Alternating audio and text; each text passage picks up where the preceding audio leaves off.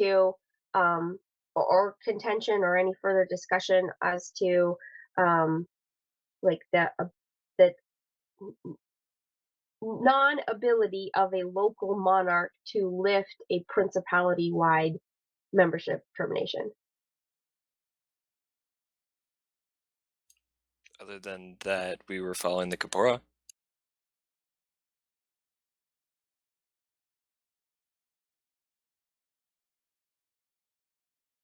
So some further clarification on sort of the AmpGuard accepted definition to include principality as a kingdom when it comes to the AmpGuard Code of Conduct.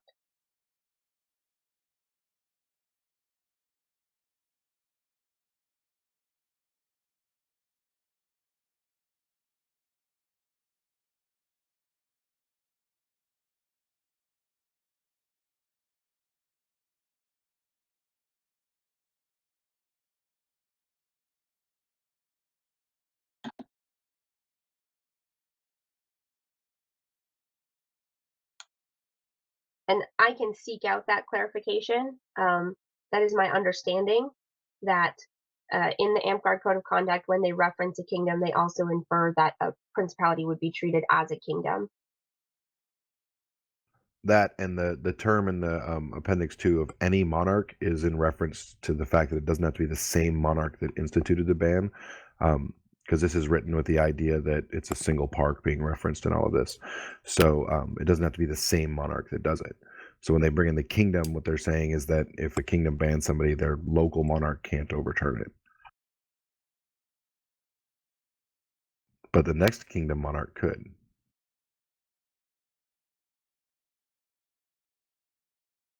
So there's some ambiguity there that makes it a little bit more difficult, makes it less clear. In legal precedence, its ambiguity benefits the party that did not write the contract.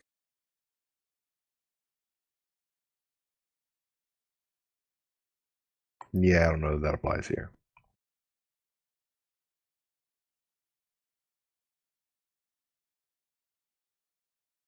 So I can definitely seek out that information. Although it becomes, I guess, a little bit of a moot point if the intention is for the membership of Aurora Grove to terminate their membership with Northreach effective immediately.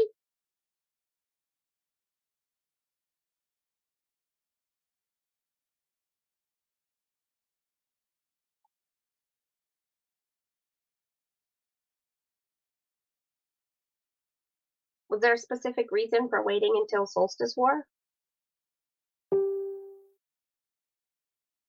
I think so. I don't remember what it was.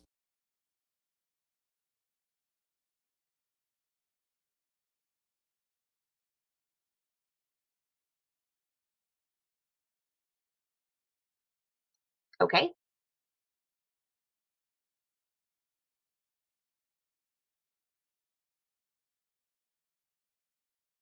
Yeah, I'm not.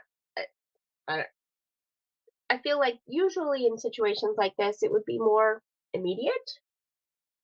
Although I guess you can voluntarily terminate your membership at any point in time that you want. And it would be a voluntary termination. I I guess mean, Catalin is it's not like asking anybody's gonna be for. forcing them into it. Right. Yeah, totally. I mean, people can have full, in the vast majority of cases, have control over if they want to be members or not, because this is a voluntary organization.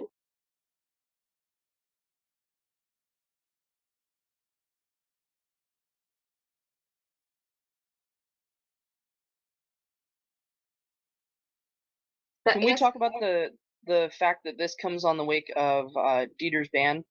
I want to at least clear up some misconceptions on that about the timeline and why it's another reign that's actually handling it instead of the reign that was currently in office in after Wolf's Cry. Because a lot of people are very fuzzy on that, and they think that there's a vendetta or there's some sort of issue with it. And the thing is that none of us knew. I didn't know. The other monarch didn't know that Dieter had actually taken this action. None of the people outside of, I want to say, Astro Winds or Aurora Grove knew that the action of the person that was 2 days away from being 21. We didn't know about his ban. We didn't know any of it until we found out about another group that had offered alcohol to another person underage, and Dieter was approached on this. And then he said, "I don't know who told you this, but this is what happened." This was a separate incident that we were all blindsided with. Yeah, I had a couple people approach me, just questioning, the timing of all of this. And I can assure you that this was not something that information was divulged and then it was sat on in order to, I don't know, delay or strategically position any type of action being taken. Um, the information was late in coming to the Council of Crowns, and we dealt with it as the information was provided to us.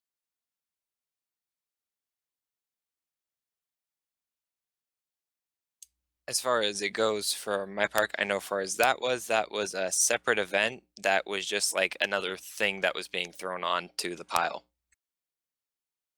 Is how that was Yeah, and perceived. It wasn't because of this is happening. sure, I know there's been other things that have been difficult and not as smooth as you know, we would like with the onboarding of Aurora Grove. So I understand that this isn't all about this situation, um, but it is definitely a contributing factor. So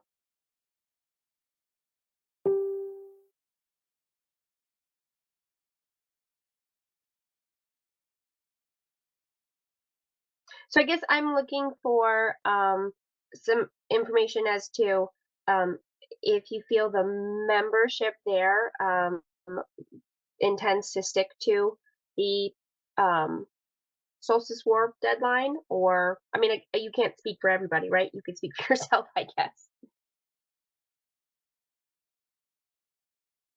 Yeah, it was I can't find it. I had it written down somewhere because somebody did come up with a reason. I knew it was going to come up. It was why that was, and it was something that was like, okay, well, that's a fair enough reason, and continue on. I think it was in case it gets overturned by it's just people being hot headed, or and that way it had time so everybody knew what was going on.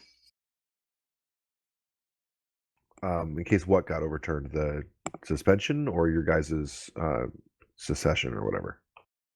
The wanting to split off from Norfolk. Oh, I see. So, I I have a question. This is just for my own curiosity, if you don't mind me asking. Since we have, in all things scheduled within the next few weeks here, why did you guys need to do like? Why did you guys feel you needed to do this as an emergency all thing? But then also schedule the actual action to occur like, excuse me, 4 or 5 weeks from now.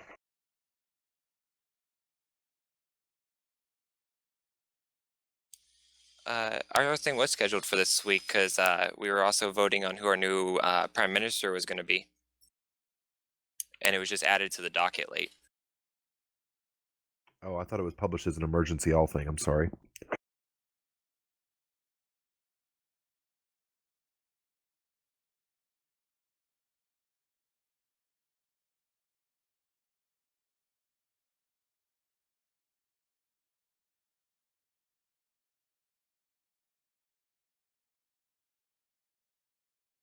So yeah, it's a little. I'm a little bit of a loss as to how exactly to move forward here. Um, what's the right direction for everybody? I think there's still some questions and some clarification as far as um, the appropriate process exactly. Um, but I think we've cleared up some things, and that's as far as regarding the difference between individual voluntary membership termination and um, a disassociation of a park entity. Um, I think that's important, at least organizationally, to understand that difference.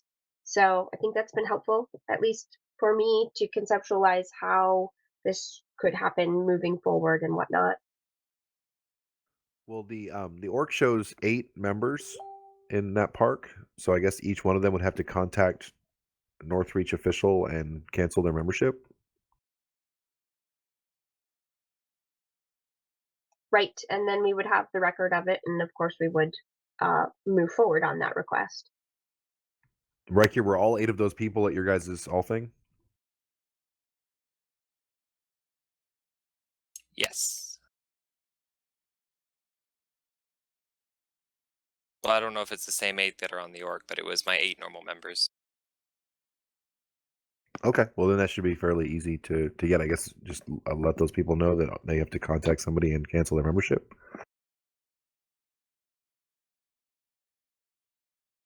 Yeah, I can do that. But again, they don't actually have to cancel the membership if they don't want to. Nobody's saying that anybody has to do any of this. It's something they can do, and it is an option. Yeah, if this is what they want to do, then do this. Dragon. Yeah, and I didn't mean to imply anything other than that. I Right, think it's like, certainly. Sorry, go ahead. Nobody's getting kicked out, right? Like, this is all voluntary. Right, and I think it certainly bears mentioning that, like, there's been a lot of talk about, the process to get a petition started to have that 6-month suspension, like, overturned via all thing and all that. And if the 8 people there terminate their membership, then they don't get to vote on that, and that would be bad. Yeah, that's true.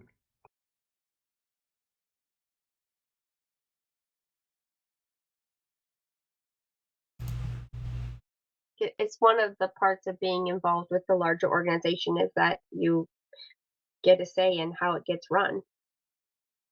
But I mean, again, it's all voluntary and people don't have to be involved with it if they don't want to be.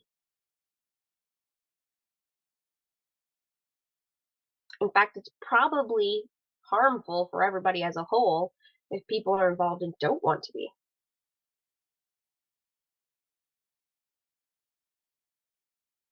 Oh, I totally agree.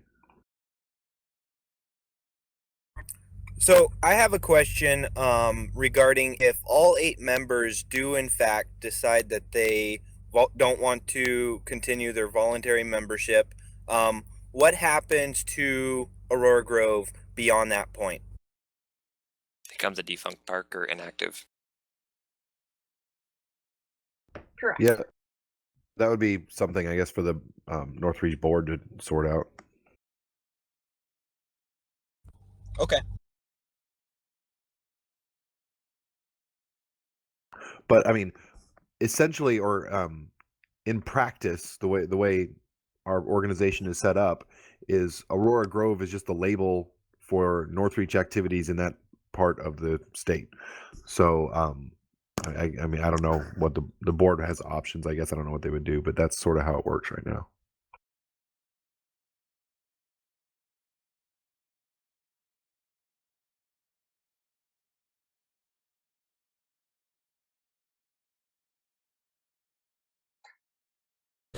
So I guess this has been, like, interesting to me because when I read that post originally that came out 7 hours ago, I didn't realize that Dieter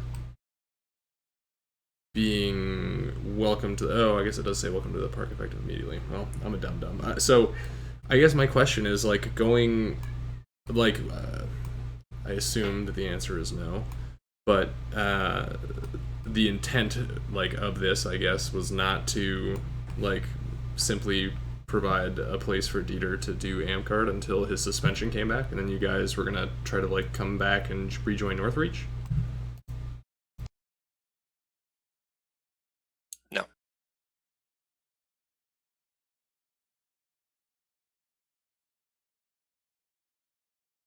No, like Fair I said, enough.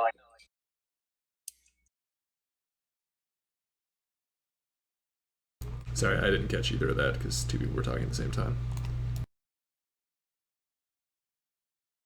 I was just gonna say that it was just like I said, it was just like a last thing that they threw in, so they're like, that's it, we're done.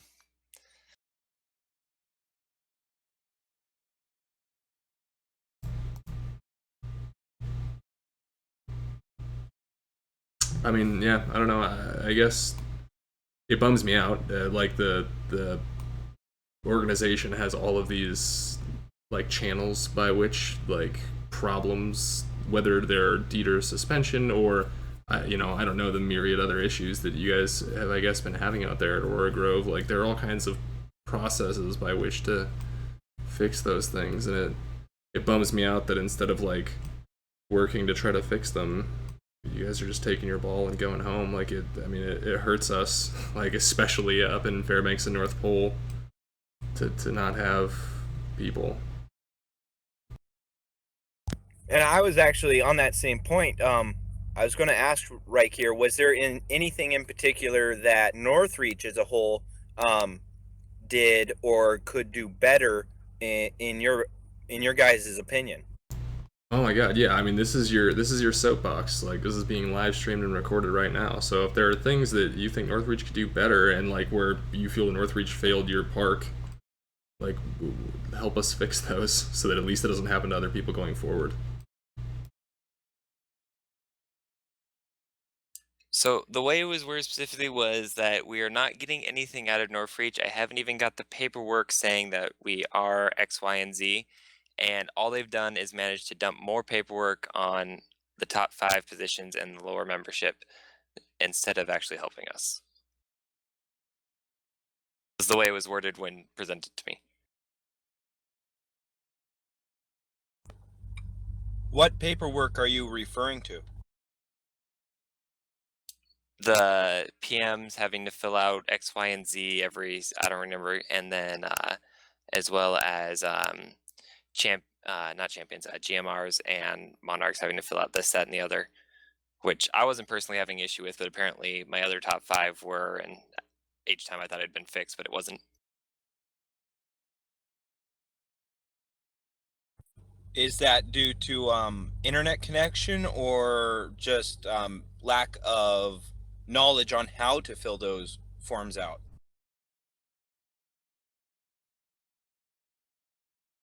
The way it was brought to me, it made it seem just like, oh, you finished filling those out. Oh, hey, now you're part of us, but now fill these out before we can actually say that.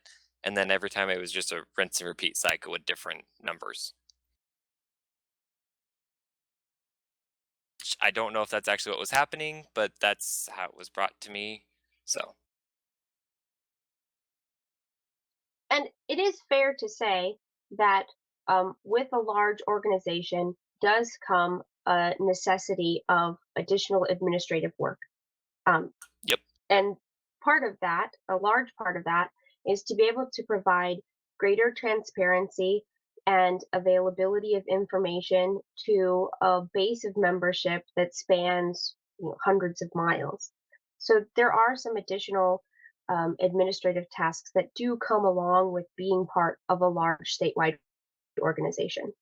Those are best practices in order to ensure that our membership is best engaged and able to make informed decisions about how to run the organization as a whole.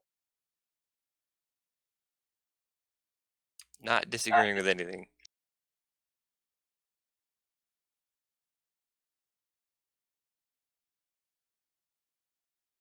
So I can also I like to play sort of devil's advocate and put myself in everybody's shoes to understand where they're coming from. Like, how is this from your perspective? And I can understand how right now it could feel as if the burden outweighs the benefit, because as a very small park that is not hosting your own games for the majority of the year, there are fewer benefits that get returned to you. Some of the great benefits of being part of Northreach is the consolidated insurance, so that each individual park doesn't have to maintain their own insurance, doesn't have to fund that out of pocket. Another great benefit is not having to worry about your taxes or filing anything with the state of Alaska, not having to worry about having your own board of directors in order to be recognized as a state nonprofit, not having to file all of the additional paperwork with the state anytime your board members change or your officers change. And as a very small park, it's possible that you may never engage in those activities, and so they're less of a tangible benefit to you. Those are things that become more beneficial as a park grows and becomes more involved in wider activities. So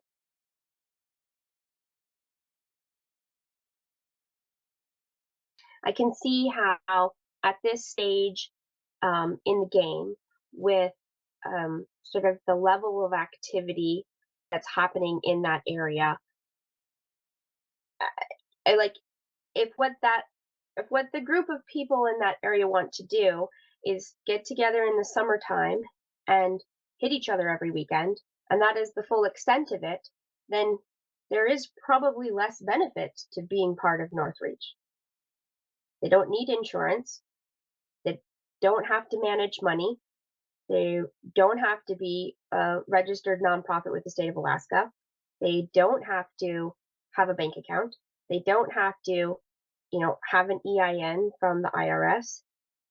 They don't have to apply for tax exempt status through the IRS. I mean, those are all very large projects that a park of 4 to 8 people is just honestly not going to engage in.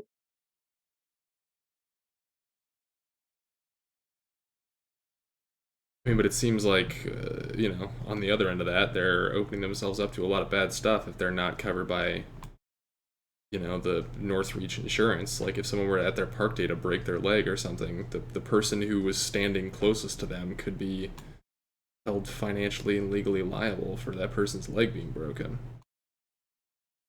That is correct. That's why we have insurance. But it also isn't to say that they can't buy their own insurance. And I mean, as a group of people that get together and say they want to do it, they could totally do that.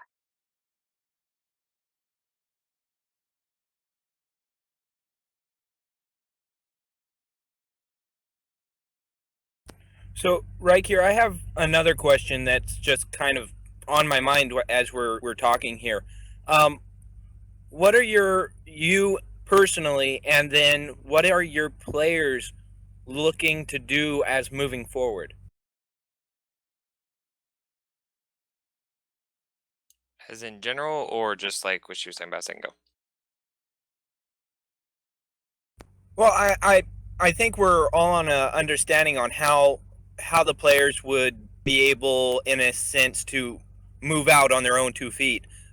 So that's not part of my question. I'm more curious on what are you guys actually planning on doing? Are you still going to be operating as a park, possibly in the future as a freehold if Amcard Incorporated BOD does accept or write a contract with you? But what are you guys looking to do? You're obviously probably not just going to separate from each other, but are you guys still going to try and be involved in AmpGuard? Maybe not with Northreach, but AmpGuard. That was what was discussed, was going the route of getting a freehold, and then maybe in the future, if it seems more beneficial, going to Dragonspine or the one in Washington, whatever it is, and saying, "Hey, can we be part of your kingdom?" Which is what was discussed, was at least starting off with becoming a freehold again, and because being with Amtgard, but not Northreach.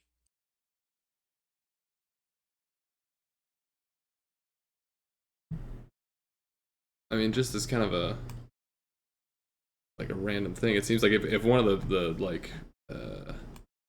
primary concerns of people at the park, like the top 5 particularly, is like the burden of extra paperwork and so on and so forth. Like, I'm sure that Northreach handles a ton of paperwork on behalf of all the individual parks that have to go up to Dragonspine. Like, it seems like that would probably be worse, and that's not even considering things like insurance and paying for locations and so on and so forth.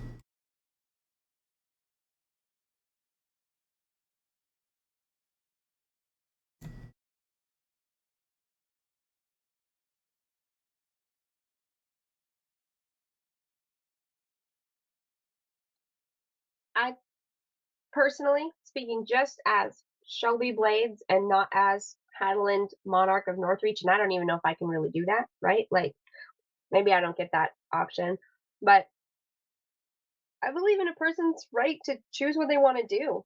And if those benefits aren't important to these people, that's okay. Sure, I mean, those and are I'm certainly not saying that we should like handcuff them to Northreach and tell them that they can't leave. I want people that want to do Amtgard to be able to do Amtgard, and I feel like I don't know. I feel like it's frustrating, and everyone's like really irritated right now by a big pile of things that have been happening. And I worry that the decision that they're making now is going to make it much more challenging for Amtgard, like in the North Pole area, to happen going forward, and that bums me out. It's almost like giving up a possibility of a really good thing in the future for something that you might not actually be able to move forward as just a freehold. You might be able to join the kingdom of Dragonspine or Blackspire, but that's something that's in the air right now, and it seems like it might be a kind of rushed. Even Astro Winds, Loop and Moon, and all of us have started off as a freehold of some sort and have pulled ourselves up from our bootstraps, so I feel that if they're determined enough, they can do what they need to for their park and themselves. Absolutely.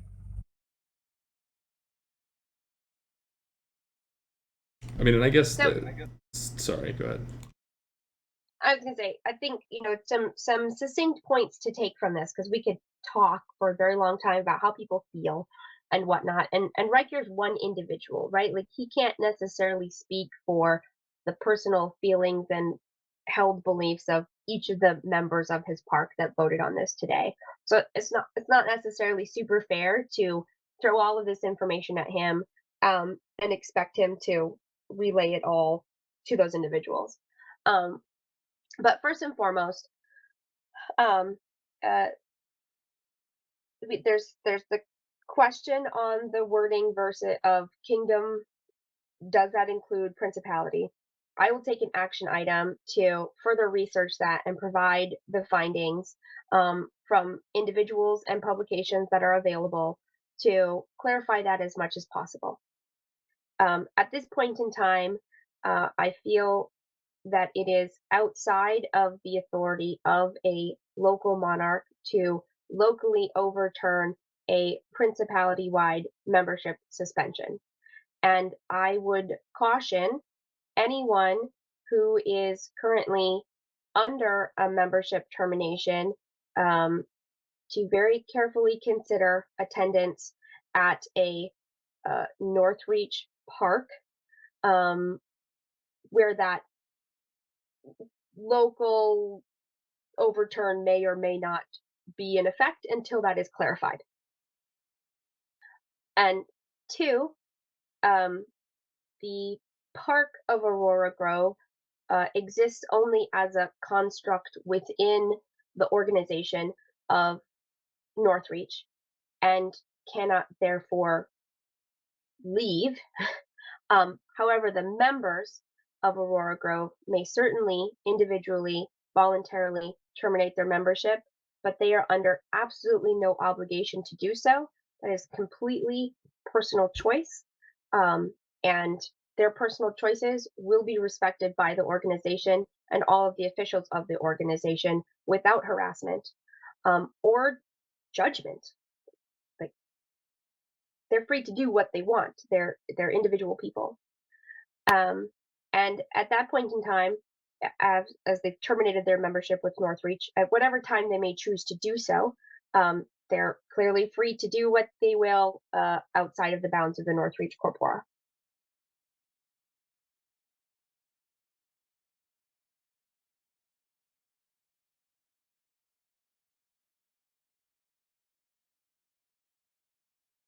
So I have an action item to further clarify, the wording of kingdom in the Amtgard Code of Conduct. And were there further action items that we've heard through discussion and questioning so far this evening?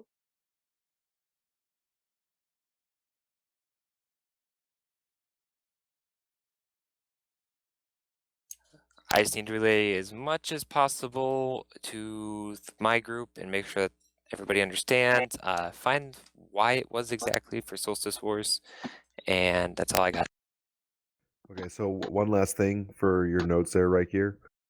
But the very last page of the rulebook, page 72, covers kingdom boundaries and park sponsorship. So you would have to get permission from Dragonspine to be sponsored by another kingdom. I'd like to make an action item that we as Northreach as a whole in the Circle of Crowns should try to endeavor to give all of our budding parks a little bit more support and maybe look in on them a little bit more than we have been, because I feel like that was a major contributor, and that if we do that, we won't have this problem again in the future.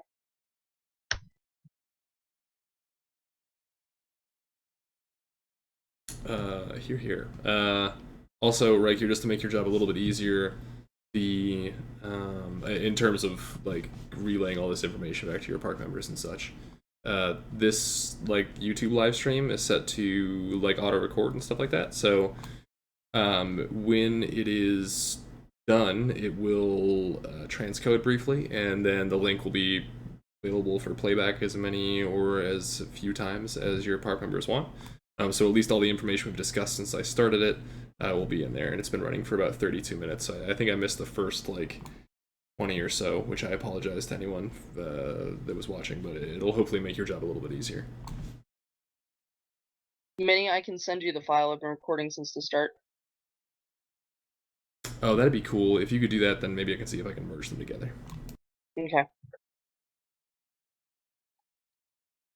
I guess a parting sort of wrap up that I want to be very clear to communicate is that there's Northreach is not mandatory, and people should be members of Northreach because they want to be. They realize the benefits of the organization, and it brings them. It adds value to their AmpGuard experience.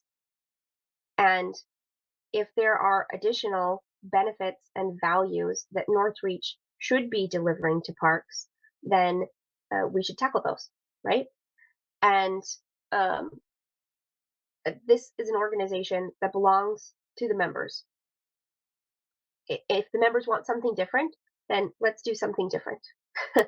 And membership, above all, is voluntary. Nobody's and because somebody doesn't want to be a member of Northreach, it doesn't mean that they're a bad person. It doesn't mean that terrible things are going to happen. It doesn't mean that Northreach will cease to exist. It just means that there are some different goals, and that's okay.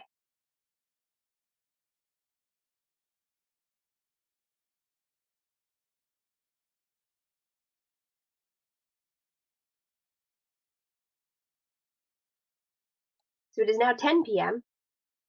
And unless anyone has additional points of clarification or questions or action items to record, I think we could probably say we have exchanged a lot of good information here, and we have some more questions that need to be answered. But this is probably a great start.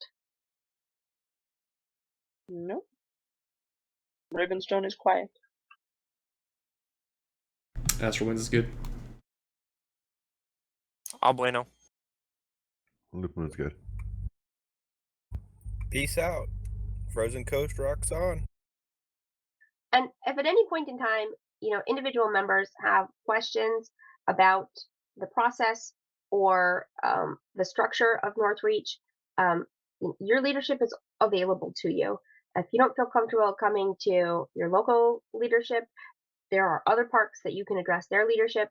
You can address the principality leadership. You can throw it on Facebook or the forums to have a conversation about it. One of the things that we try really hard is to be transparent and available. Being human, we're all a little fallible, right? And maybe we don't always hit the mark, but I can guarantee you that the people who are willing to volunteer for this organization do so with the best of intentions and with as much follow-up and dedication as they are able to for their parks and for the principality. So if you have questions about this situation or any other situation, please reach out and talk to us about it.